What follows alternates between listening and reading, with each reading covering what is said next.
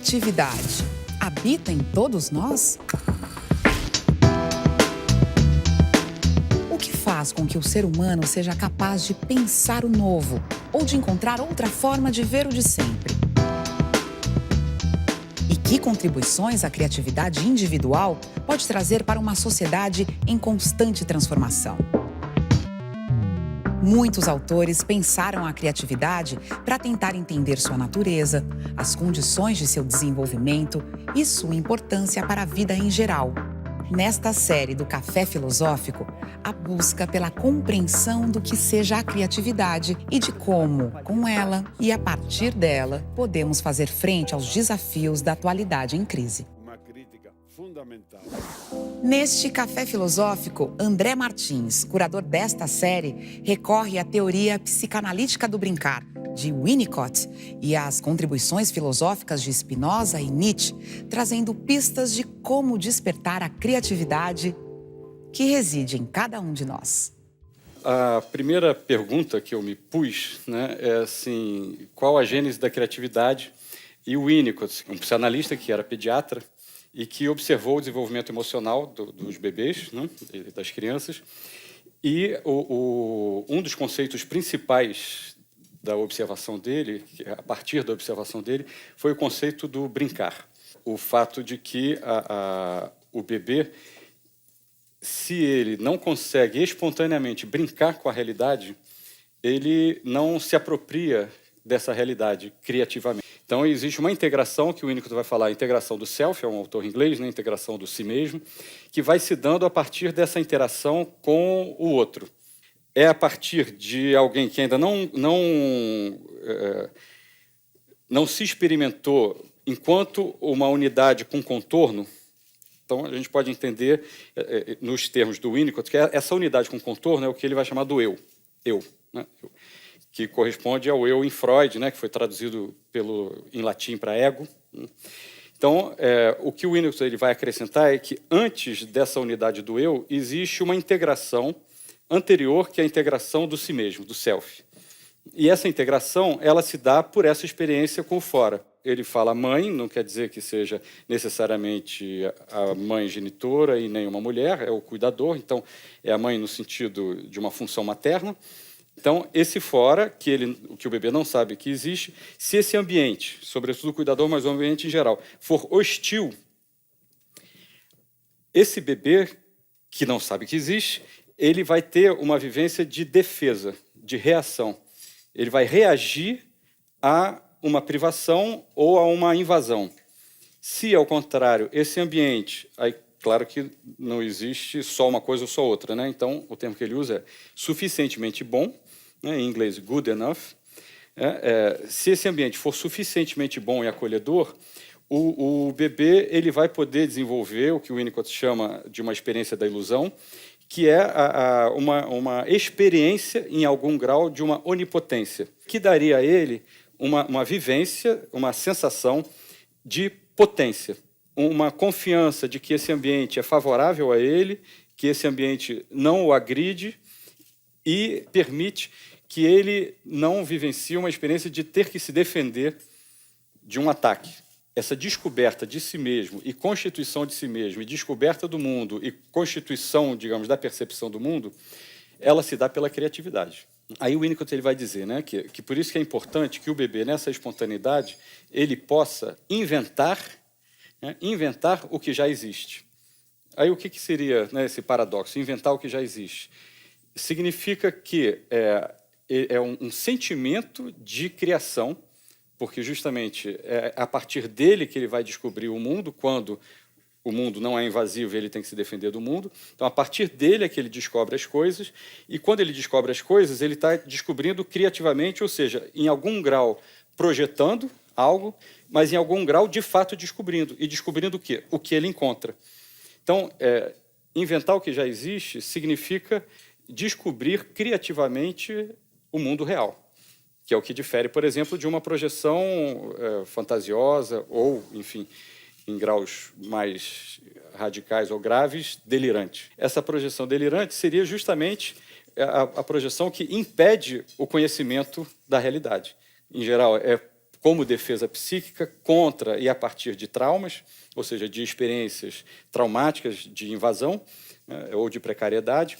Então, a projeção é justamente quando, para poder suportar o outro, a realidade, eu projeto o que eu já conheço. E aí eu não estou me abrindo para o novo. Todos nós temos uma criatividade que é imanente. Imanente no sentido de que é o próprio movimento da existência e que existem graus, né, de formação de si, de relação com o ambiente, de história de vida, que vão fazendo com que a gente seja mais criativo ou menos criativo. O Winnicott, um termo que ele usa, que é importante para a gente entender não só a teoria do desenvolvimento emocional que ele propõe, como, em particular, dentro dela, a questão da criatividade, é que assim, a saúde psíquica é quando a gente pode ser mais do que reagir. O Winnicott, ele vai falar, que eu botei no título da palestra, né, de uma força vital.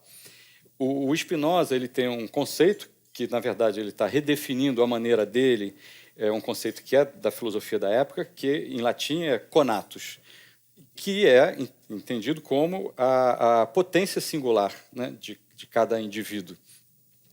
Então, esse conatus, que é uma potência de expansão, quando ele define o conatus como potência de perseverar, esforço, de perseverar no seu ser, não é conservar o seu estado.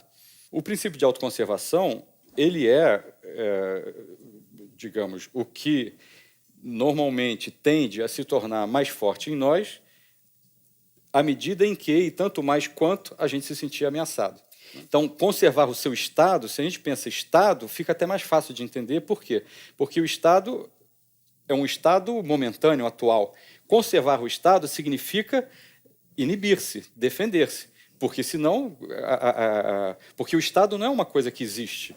O estado é uma consideração de um momento atual. Se eu me proponho a conservar um estado, eu estou me propondo aí contra a passagem do tempo.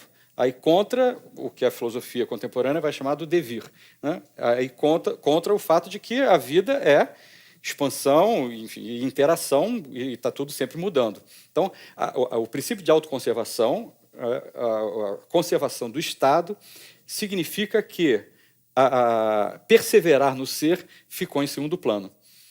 Perseverar no ser está sendo inibido. Então, quando o Spinoza pensa nesse conatus como potência, e essa potência como definida como esse perseverar no ser, a ideia que ele está passando é justamente uma potência de expansão nessa interação com o mundo, com o outro, e é nessa interação que eu me constituo. Todos temos a criatividade dentro de nós, mas ela varia e se diferencia em graus de pessoa para pessoa. A interação com ambientes favoráveis desde a infância aumenta a nossa confiança interna e o nosso potencial criativo, que é a força vital que propicia a nossa expansão num mundo que está sempre mudando. Por outro lado, ambientes hostis nos tornam reativos e defensivos em relação ao novo. André Martins nos traz agora a Spinoza para falar sobre a constituição do indivíduo e sua relação com o mundo, com o real. Spinoza apresenta assim, o real é uma substância só, uma única substância. Então, cada coisa singular, por exemplo, cada ser humano, cada um de nós, seria modificações dessa substância única. Portanto, a potência individual de cada um de nós, por exemplo, ela é uma expressão da potência da vida, da natureza em geral. Isso ajuda a entender também o que eu tinha falado sobre o Winnicott, né? Sobre a própria ideia do self. A nossa potência não é a potência de alguma coisa que está dentro, ou de alguma coisa prévia. A nossa potência é a própria potência que nos constitui. Spinoza chama, né, essa substância única de Deus, né? Aí, enfim, em geral, nietzschianos e espinosistas não concordam com esse uso da palavra, né, porque, para Nietzsche, enfim, Deus morreu. E existem argumentos pró e contra um e outro, mas o que eu diria é assim, que Deus, do grego theo, princípio de todas as coisas, quando Spinoza ele mantém a palavra, o que ele está querendo dizer é que o princípio de todas as coisas é a própria vida, é a substância única, que é autopoética, autoprodutora, e produtora justamente de coisas singulares na imanência, ou seja, não como algo separado do que é produzido. Bom, enquanto que o Nietzsche, quando ele critica a ideia de Deus, ele está criticando a ideia de um Deus tradicional criado à nossa imagem e semelhança, né, por projeção, enfim, por questões psicológicas que, enfim, buscam conforto, né, nessa criação. A criatividade e a ontologia de Spinoza vai ajudar a gente a entender isso. Ela pode ser vista como intimamente associada ao entusiasmo. Enteo. Entusiasmo significa Deus dentro, né? A potência da vida se expressando singularmente em mim. Igual quando perguntaram para Einstein, né, você acredita em Deus? Ele falou, acredito no Deus de Spinoza. Se a gente pensa nesse Deus de Spinoza como a própria vida, a nossa criatividade é uma expressão dessa força, enfim, autopoética da existência. O Spinoza está pensando na imanência. É uma substância só, nós somos modificação dessa única substância, e a modificação que o ser humano é um corpo pensante, né? Então, se a gente pensar nós mesmos como corpo pensante, eu só penso porque me afeto.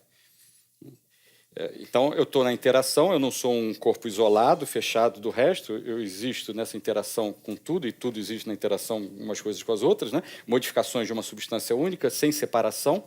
Ao me afetar, eu penso. E a psicanálise também trouxe essa ajuda, né, com o conceito de inconsciente, para entender isso que o Spinoza dizia. Penso, quer queira, quer não. Mas esse pensamento, ele é, antes de mais nada, inevitavelmente, um pensamento do corpo. O Spinoza vai dizer, vai chamar de a ideia do corpo. É o sentire, é o sentir. Ou seja, o nosso primeiro pensamento, que não é consciente, mas não é consciente no sentido assim, de que eu posso ter consciência dele, mas ele independe da consciência que eu tenho, porque a consciência, nesse caso, fica claro, ela é necessariamente a posteriori. Esse primeiro pensamento, ele é um pensamento que acontece em mim. Ele acontece porque a gente interage com o mundo e, portanto, porque a gente se afeta. Esse afeto significa também um sentimento, né? Afeto no sentido de afetar-se e de sentir. Bom, e o que a gente chama normalmente de pensamento? Aí o Spinoza vai dizer, não, mas aí já é a ideia da ideia. Ou seja, a ideia reflexiva, a ideia que a gente tem, o pensamento que a gente pensa, já é a ideia sobre a ideia do corpo. Então, esse conceito inicial, básico, ele já permite a gente entender justamente que a maneira que eu conheço, que eu tenho para conhecer o mundo, é me afetar pelo mundo e refletir, às vezes também inconscientemente, refletir, ou seja, ter ideia da ideia do corpo e refletir sobre isso, ideia da ideia do corpo. Bom, e aí, voltando, né, para a questão da criatividade. Como se dá, e pensando também no que o Winnicott traz, essa relação, por exemplo, de um bebê que tem ideias do corpo, mas que não tem referência, que não tem experiência, ele está, de fato, descobrindo, né? No caso do bebê fica mais claro, mas se a gente pensar em todos nós ao longo da vida, né? Como conhecer o novo? Ele só pode se dar por associação das imagens que se formam nesse sentir, nessa ideia do corpo, com imagens de experiências passadas. Então, essa junção de imagens presentes com imagens passadas, aí ela vai me permitir, digamos, duas possibilidades de conhecimento do atual. Voltando ao que eu já disse. Uma, que eu chamei, usando o termo do Spinoza, de delírio, seria, de algum modo, eu quero me defender da novidade, certamente porque quero me sentir seguro, porque não quero me sentir ameaçado por algo novo sobre o qual eu não tenho controle, e então eu associo as imagens presentes com as imagens passadas para reduzir o presente ao passado, isto é, ao familiar, e achar que eu tenho algum controle sobre o novo, ou até, de alguma maneira, tentar forçar uma adaptação do novo ao que eu já conheço, do desconhecido ao conhecido. Então, ao invés de me enriquecer com aquilo com o que a experiência está me trazendo, e que é sempre, é preciso lembrar, é sempre singular, porque não existem duas coisas iguais, né? Então, quanto mais eu me fecho para a singularidade não só dos objetos, mas, sobretudo, da minha experiência, porque o mesmo objeto certamente pode me trazer experiências novas a cada momento, porque todo o resto está mudando e eu estou mudando, dentro desse devir que é a vida. Então, quanto mais eu me fecho, quanto mais eu projeto, mais eu empobreço a minha percepção e mais eu inibo a minha criatividade. Ao contrário, então, segunda hipótese, quanto mais propositadamente ou espontaneamente eu uso as imagens que eu já conheço do passado e que se associam mais ou menos espontaneamente às imagens presentes, que são singulares e novas, se eu uso essa associação só para ter pistas de aproximação do novo, ou seja, para de fato conhecer o novo, aí eu vou estar me permitindo não só um enriquecimento da minha experiência, da minha percepção, uma renovação do meu conhecimento, da minha experiência, uma compreensão maior, inclusive das coisas antigas. O movimento é o contrário, né? O presente que vai transbordar por cima do antigo, e eu vou estar permitindo a minha criatividade também. Às vezes dá a impressão, ou pode dar a impressão, que assim, que o novo seria só uma associação de imagens, como se as imagens fossem figuras, mas não são. Spinoza já chama atenção para isso. Imagens não são figuras. Ele ainda enfatiza. Não são pinturas mudas em um quadro. Quando ele está falando de ideias e mesmo de imagens, o que ele está falando, ele está dizendo que são sempre concepções.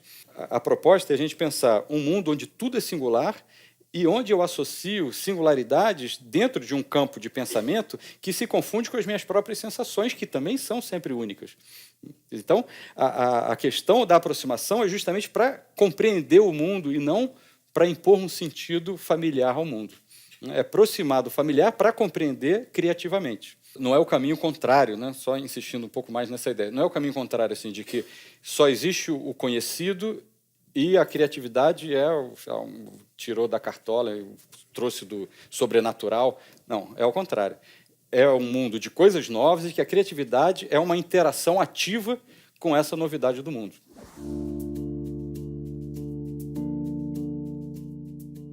O Spinoza ele vai falar de afetos ativos e de afetos passivos. A gente tem uma impressão tão grande pelo senso comum e pela história tradicional da filosofia, que em geral se confundem, né, que todo afeto intenso é necessariamente passional ou é necessariamente passivo. Eu sinto um afeto com intensidade, a ideia familiar tradicional do senso comum e, não à toa, da história da filosofia, é de que eu vou sucumbir a essa intensidade.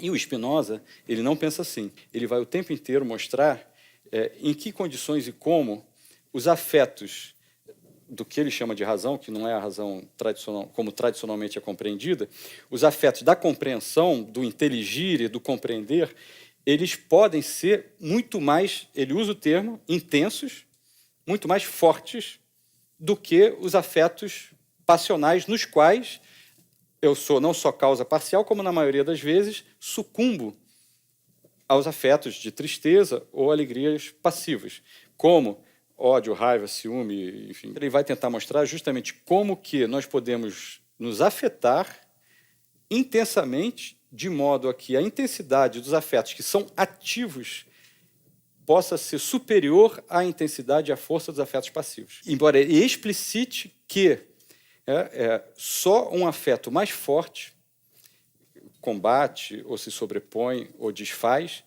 um outro afeto. Então, se a proposta dele na ética é justamente como que o que ele chama de razão, volto a dizer que é diferente do que a tradição chama de razão, e a compreensão, que em latim o verbo não é cognoscere, conhecer, mas inteligire, compreender, e a compreensão precisam ser afetos mais intensos, caso contrário, nós estaríamos fadados aos afetos passivos e à passionalidade, todas as torturas tão bem retratadas na literatura e na história da filosofia tradicional, em nome das paixões, né, e dos afetos passivos. O que ele está falando é do entusiasmo. Ele não está criticando a intensidade dos afetos. Ele está dizendo que o que a gente pode chamar de entusiasmo, que os afetos ativos, aqueles que se explicam pela minha própria potência, e não como reação e defesa a uma ameaça ou a uma motivação externa, né? Aqueles que se explicam pela minha própria potência, eles podem ser intensos e eles só se sobrepõem às defesas psíquicas, ao medo, às ameaças, quando eles são mais intensos do que os afetos passivos. No senso comum, a gente pensa assim, é preciso fazer as coisas, viver com paixão. É isso que o Spinoza está dizendo. Ele só não diz paixão porque ele guarda a palavra paixão para falar afeto passivo, né? Então, ele vai falar afeto passivo, ele vai falar afeto ativo para se contrapor ao afeto passivo. No senso comum, seriam paixões construtivas, positivas, que, por acaso, em geral, né, acho que de uma maneira geral dá para a gente traduzir ou entender por entusiasmo, e paixões, que infelizmente todos nós conhecemos, que são torturantes, né, e depreciadoras da própria existência, isto é, em termos de Spinoza, que diminuem a nossa potência. Eu diria que a gente está o tempo inteiro na nossa vida tendo afetos passivos e afetos ativos. É claro que umas pessoas mais do que outras acabam criando, né, enfim, uma estrutura psicológica que a gente poderia dizer, pensando nos termos da psicanálise, mais ou menos neurótica, enfim, de uma defesa prévia, né? Mas, mesmo assim, pensando em Spinoza, se existe vida, tem um conato, tem uma potência pulsando ali. Uma ideia importante para a gente entender a questão do afeto ativo e do afeto passivo, que está em Winnicott, é a confiança. Por exemplo, a gente está habituado a usar fé no sentido de crença. Crença vem de crédito. Fé vem de fidos, é confiança. Quando você não tem uma sensação de confiança na vida e no ambiente, aí a sua tendência é crer, que é o quê? É você justamente optar por uma heteronomia, né? Você aliena a tua potência para que alguém te proteja. Os afetos ativos estão intimamente ligados a esse sentimento de confiança que, por um lado, nem todo o ambiente é capaz de nos proporcionar, né? Existe alguma margem, né, de, enfim, gestão da própria vida e esperteza para tentar ter o que o Spinoza vai chamar de bons encontros, mas não tem como ter um controle total sobre isso, né? Mas é importante entender assim, que essa confiança ela é interna, né? Seria mais ou menos assim, a gente tentar sair de uma expectativa ou de uma necessidade muito grande de que, na horizontal, assim, né, no mundo dos modos, né, o ambiente nos ofereça muitas condições de confiança e muito mais para a ideia da segurança, e quem precisa de muita segurança externa é porque não tem confiança interna muito forte, né? Então, quanto mais a gente buscar essa confiança interna, é como se, mais do que na horizontal, a gente estivesse buscando na vertical, que, em geral, faz com que as pessoas, né, digamos, procurem religiões, mas que continuam sendo causas externas, né? Aí tem a doutrina que sai da imanência, enfim. Mas essa busca do religare, eu entendo que é um religare com essa força, com essa potência dionisíaca, né? Eu acho que essa é a pista para o afeto ativo. É entender que, assim, quanto mais eu me sentir potente por uma confiança em relação à própria existência, isto é, quanto mais eu conseguir ser menos orgulhoso, vaidoso, identitário, etc., etc., eu acho que a gente vai saindo de um ressentimento com a vida, de uma guerra de todos contra todos, do mundo robesiano, e mais vai entrando nesse sentimento espinosista dessa eternidade que nos dá força, não é para ficar flutuando, que nos dá força para a vida modal, né? Para a vida mesmo, do dia a dia, das nossas relações, né? Na vida somos afetados o tempo todo. É preciso conhecer os afetos que nos mobilizam e aqueles que inibem nossa ação e criatividade. Nas palavras de Spinoza, na medida em que a mente compreende todas as coisas como necessárias, ela tem um maior poder sobre seus afetos. Para transformar nossos afetos, é preciso compreendê-los, mais do que raciocinar sobre eles.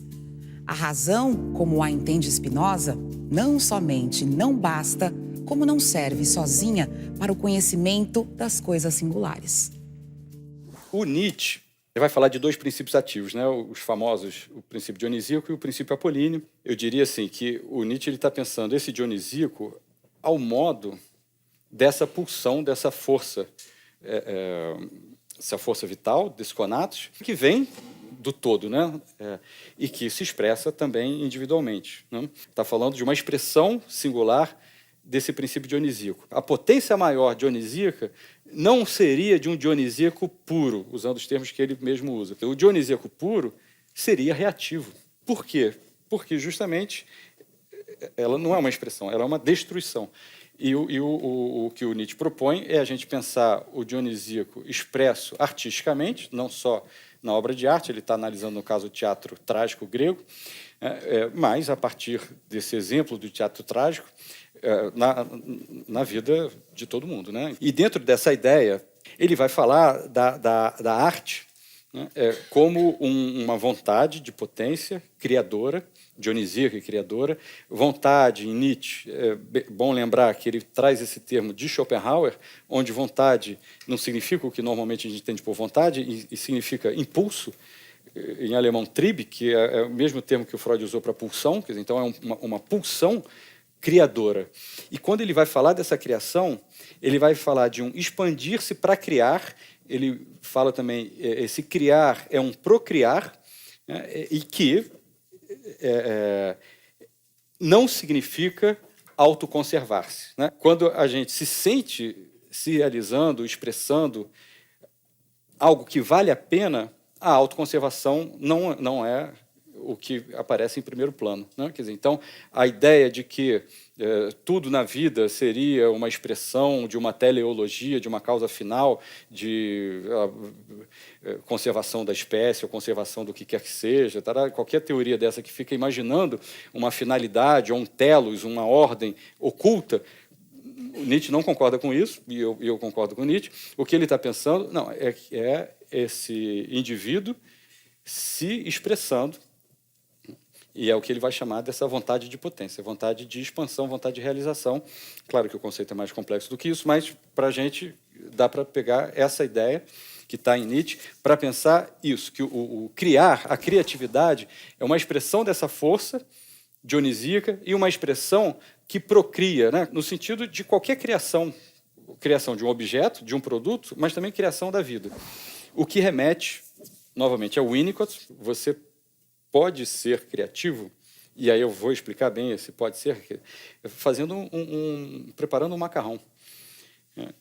Bom, e aí a primeira coisa que eu imagino, né, que a gente tem a tendência a pensar assim, puxa, vou fazer uma receita que nunca ninguém fez. Não, não é isso. O que ele está querendo enfatizar é que, assim, que a criatividade está no movimento, na relação que você tem com o que você está fazendo. E nesse sentido que eu entendo que o Nietzsche está falando do procriar, né, que é a criação da própria vida, porque se eu vivo me expandindo, né, eu vivo trocando, interagindo e, portanto, enfim, oferecendo coisas, né, recebendo e oferecendo, me enriquecendo e enriquecendo as interações que eu tenho. Tradicionalmente, a história da filosofia e o senso comum, volto a dizer, se confundem, né, propôs, e isso até mesmo Freud propôs, uma divisão entre prazer e dever. O isso, ou id, do outro lado, o ego, junto com o superego. De um lado, e é dito explicitamente em várias passagens de Freud, a psicose ou o risco da psicose, do outro lado, a neurose. Essa dicotomia, ela sempre foi apresentada para a gente, continua sendo apresentada no senso comum, enfim, como você tem pulsões que são perigosas. Essas pulsões, por serem perigosas, elas podem levar à destruição, né? E para que a vida, não só coletiva, como mesmo individual, seja viável, é preciso reprimi-las. Não, essa é a dicotomia tradicional da nossa cultura. Fato é que essa dicotomia, me parece que ela serve a uma docilização da criatividade. E por quê? Porque fica mais fácil, justamente, um controle geral dos indivíduos, um controle, portanto, da vida coletiva. Psiquicamente, essa teoria tem acolhida, porque quando a gente é contrariado ou sente angústia por alguma coisa, é eficaz voltar para a autoconservação, né, diminuir os riscos ao ponto, né, de usar um termo do Canguilhem, adoecer, quando ele diz saúde é correr o risco de ficar doente e se recuperar, doença é limitar, é limitação de possibilidade. Então, faz sentido que, para evitar dor, sofrimento, risco, a gente auto-iniba a nossa criatividade, a nossa potência. E, na história ocidental, né, do processo civilizatório, me parece que isso fica muito claro, que existe essa docilização dessa força vulcânica e transformadora, dionisíaca. Se a gente pensar como repressão, fica mais fácil de acompanhar o meu raciocínio. Que a repressão gera uma relação e uma expressão da nossa potência, e nesse sentido das nossas pulsões, como disruptivas, destrutivas, descontroladas. Ou seja, a própria dicotomia se autoalimenta. Mas não é preciso ser assim. Uma coisa é justamente o bebê e depois a criança não se inserir gradativamente na sociedade na relação com o outro. Quando, então, vai ser preciso a tal da lei castradora para perder a virilidade, a potência, para tornar impotente aquele ser que, então, vai se tornar um ser simbólico ou cultural.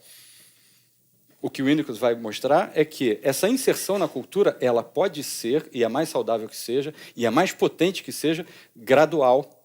Gradual justamente como? A partir dessa integração do self, dessa confiança na própria potência, quando, então, ela não vai ser mais reativa e, portanto, ela não vai ser mais destrutiva. Num certo sentido, se a gente quiser manter o termo, ela vai ser agressiva, digamos, ela vai ter algum grau de agressividade, né? Mas no sentido dessa expressão criativa, justamente.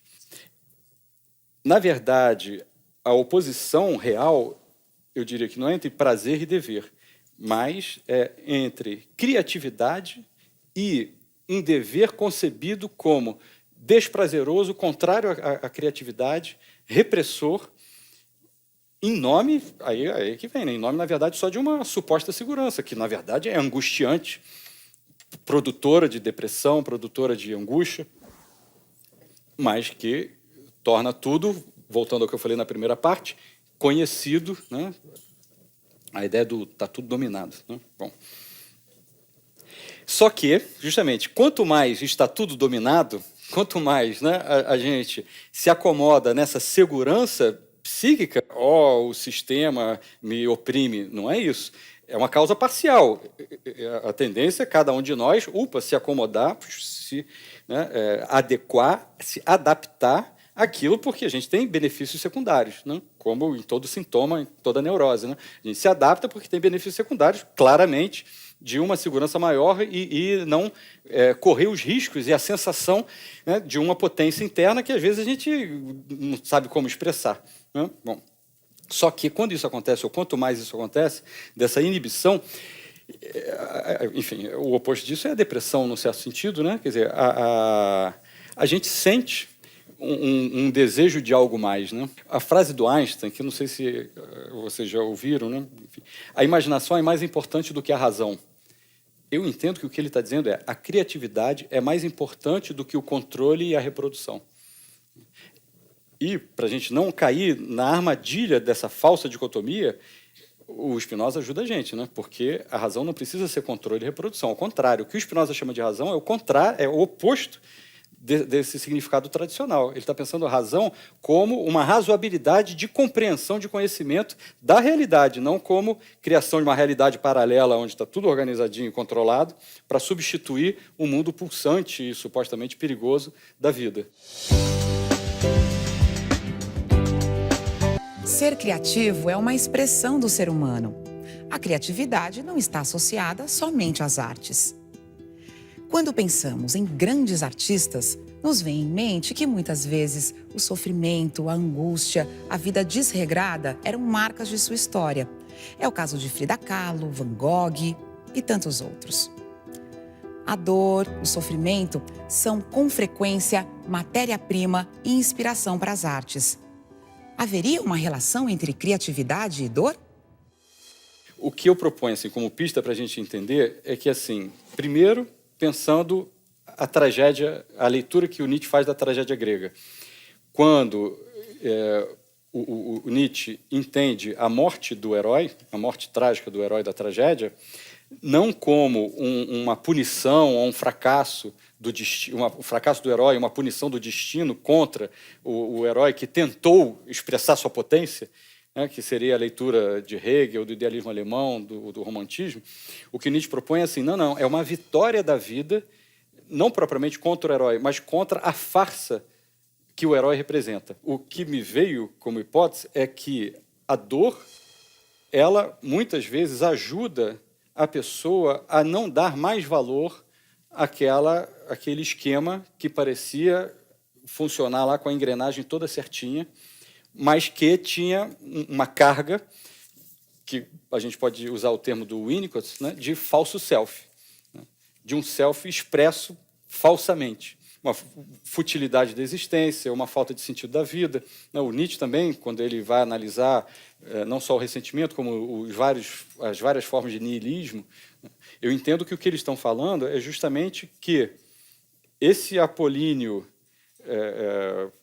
aparentemente perfeito, ele demanda um enorme esforço. Existem casos clínicos justamente onde isso fica muito claro, de pessoas assim que estavam com checklist do sucesso pessoal, profissional, etc., todo em dia, né? Assim, você olhava de fora e pensava, nossa, a pessoa super bem-sucedida, super isso, super aquilo. Não que isso não possa existir, mas, em alguns exemplos, fica claro que o que eu falei do checklist, né, que são assim, critérios externos, né?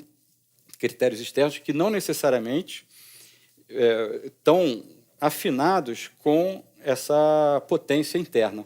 Mesmo fazendo o que gosta, mesmo pessoas criativas e brilhantes, elas entram em crise, e entram em crise justamente buscando essa reconexão, né, esse religare com a substância, né, com a própria potência, que não é a potência de dentro, não é só o dom, o talento ali sendo posto em prática, essa potência que vem da própria existência, né, da substância lá espinosista, né? E, às vezes, justamente, a dor, ela viria, nessa hipótese que eu estou trazendo, de interpretação, né, de compreensão, viria como uma denúncia, né, como reveladora de que está existindo, nesses casos, não necessariamente sempre, e volto a dizer, sempre são gradações, mas um esforço muito grande em se corresponder a expectativas, seja sociais, seja pai e mãe, seja o que for, seja profissionais, sem estar se conseguindo essa conjunção, enfim, esse afinamento com o que nos realiza mais. Quando a gente pensa que, desde o bebê, né, nessa inserção na vida coletiva e social, e os indivíduos em geral, numa coletividade, numa sociedade, é preciso adaptar-se, né? Só que essa adaptação, aí o que eu entendo é que ela pode e deve ser criativa, mas é uma adaptação, não é uma passagem. É essa regulação, é essa interação que vai determinar que a gente consiga ser mais ou menos criativo, que significa que a gente consiga justamente ser mais ou menos potente, sentir que a vida vale a pena, mais ou menos. Aí o autor que ia falar Kazimierz, é um polonês, Dabrowski. Um ponto que é muito interessante, que é o ponto principal da teoria dele, ele chama de desintegração positiva, né?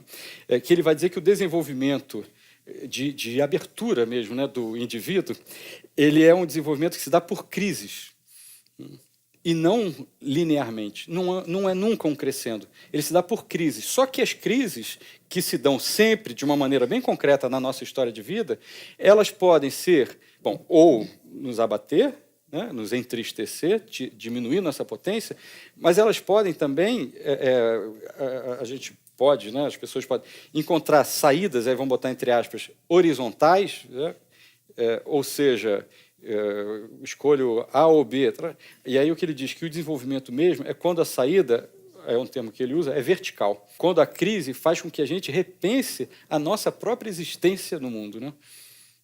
Dentro dessa questão mesmo, dessa potência, desse sentido, não é sentido da vida, no sentido metafísico, desse sentir-se vivo, potente, se expressando.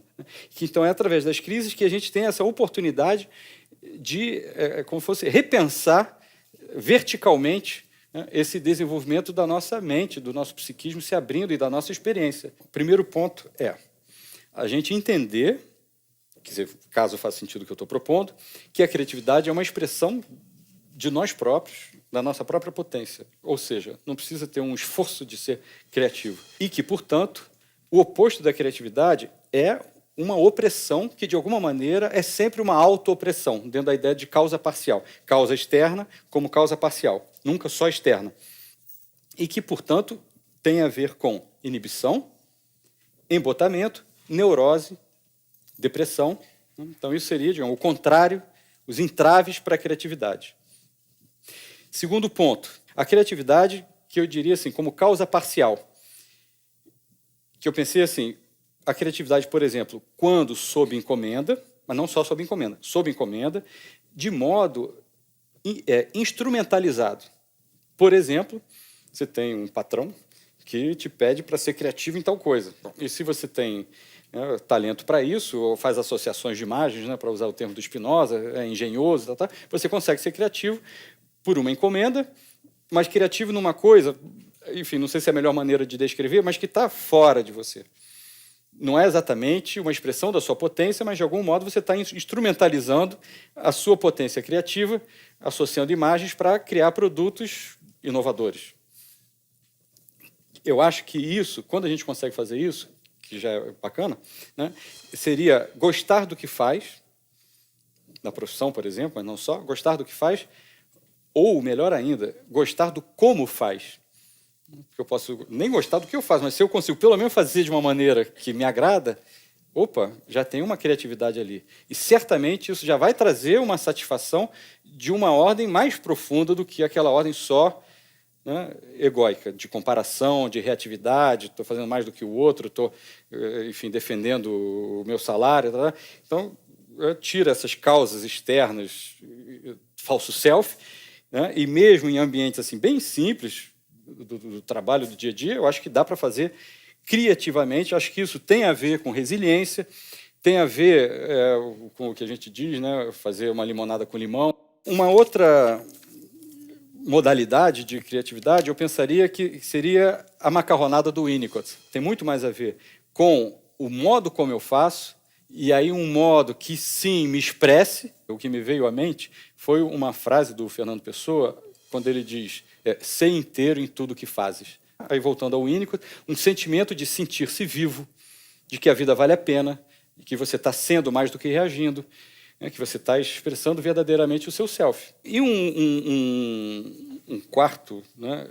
uma quarta modalidade, aí seria o tal da força maior. Relembro, o Bach, o Mozart produziam sob encomenda. Então, mesmo sob encomenda, quando a gente consegue, de fato, expressar essa potência interna de uma maneira intensa, né, para usar o termo do Spinoza. Algo que é mais forte do que a gente, né, em algum grau. Mas se a gente pensar no relato dos artistas, isso fica bem claro, né, porque eles vão sempre apresentar para a gente essa ideia de que existe uma necessidade interna de expressão que é mais forte do que o resto. Escrevo e pronto. Escrevo porque preciso. Preciso porque estou tonto. Ninguém tem nada com isso. Escrevo porque amanhece e as estrelas lá no céu lembram letras no papel quando o poema me anoitece. A aranha tece teias. O peixe beija e morde o que vê. Eu escrevo, apenas. Tem que ter porquê? Mesmo que, enfim, cada um de nós sinta ou não sinta essa força maior do grande Criador, não faz mal. Todos, aí eu vou citar Spinoza, todos, abre aspas, sabem por experiência o que é a eternidade. Eternidade, em Spinoza, em Nietzsche é mais ou menos o mesmo sentido, é o quê? Não é o perpétuo, não é o transcendente. A eternidade é a experiência na duração, na imanência do não-tempo.